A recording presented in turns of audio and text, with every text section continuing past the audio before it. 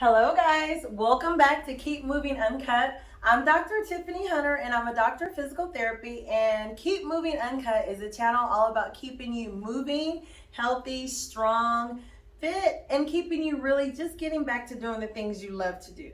So we're about to the end of our day here at Hunter Professional Therapy, and I just wanted to go over some quick short information nuggets you can take with you regarding the shoulder. So the shoulder has several movements. It's not like the knee where it just goes in two directions. You know, you can take it forward, you can take it out to the side. It kind of goes around in the circle, like Big Skelly here, kind of goes backwards. So we're going to talk about the shoulder, and I'm going to give you two things that I think are amazing that you can do for yourself, and you can do it pretty quickly. You can do it in the comfort of your own home. So before I forget, if you're new and you've never come to Keep Moving Uncut before, please take a moment and subscribe, share, tell a friend about it. And this is just something that I do to give back and let you guys know a little bit something about your bodies, and hopefully it's helpful. So without further ado, we're going to talk about the shoulder. And again, I told you the shoulder moves in several directions.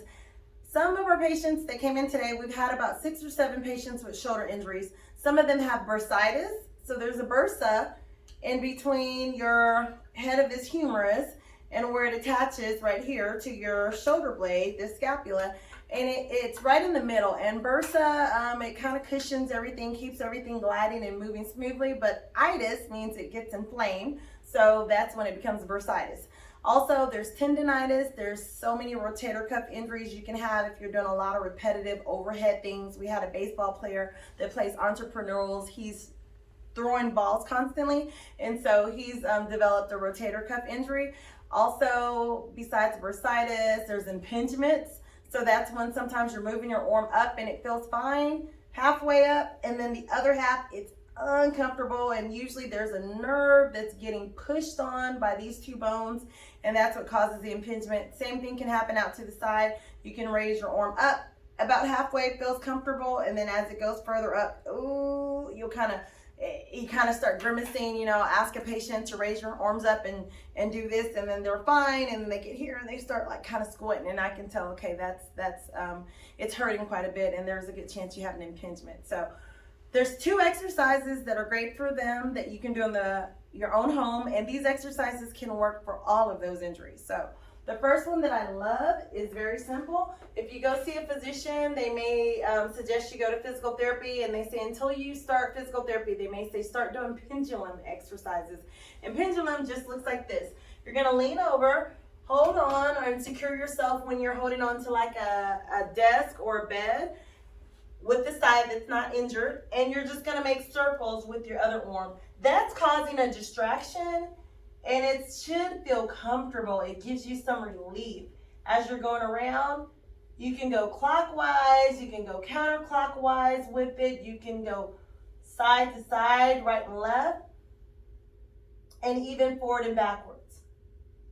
When that shoulder is hanging and gravity is when you're bent over like that, gravity is giving it a little pull that is causing a little distraction, and that's very helpful. So when you're doing that, again, you're just going to lean over, and you can do about 20 times in one direction, and then after you get to 20, switch it up and do about 20 times in another direction, and then like I said, 20 times forward and backwards, and then 20 times side to side.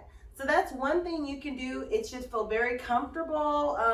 It's alleviating that pressure that may be pushing if it's an impingement on a nerve. It's causing a little distraction. It's causing the shoulder to be able to move a lot freer.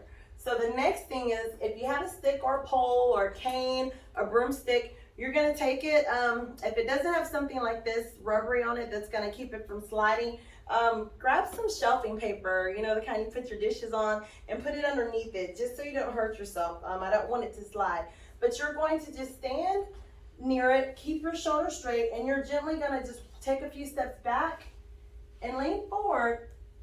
And when you get to the point where you feel a stretch, hold that stretch for 20 seconds. Once you get to 20, you can walk out of it. I want you to do that 4 times, twice a day. So again, you're gonna put that stick down, and you're just gonna walk backwards and lean over, and you're gonna stretch. Now, I can stretch all the way back, but I don't have an injury, so you may only be able to come up to here, or you might have your hand a little bit higher.